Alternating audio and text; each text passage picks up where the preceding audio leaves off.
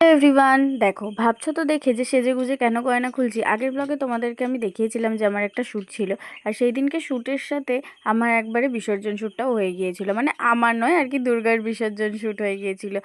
মানে এখনও মহালয়া আসেনি, তার আগেই আমরা বিসর্জন শ্যুট করে ফেলেছি, ভাবা যায়। তো যাই হোক, বিসর্জন শ্যুটের জন্য তো এত গয়নাগুলো পরে নামা যায় না, তাই জন্য সব খুলে রেখে আমি জাস্ট একটা হার আর শাঁখাপলা পরেই নেমে গিয়েছিলাম।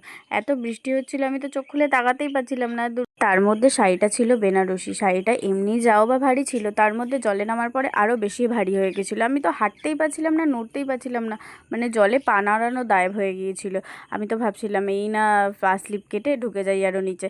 তো যাই হোক, কোনো রকমে কোনো অঘটন না ঘটে ভালোভাবেই শ্যুটটা আমি কমপ্লিট করেছি।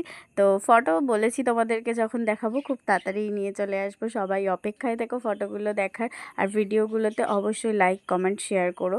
আর তোমাদের কেমন লাগলো জানিও। টাটা।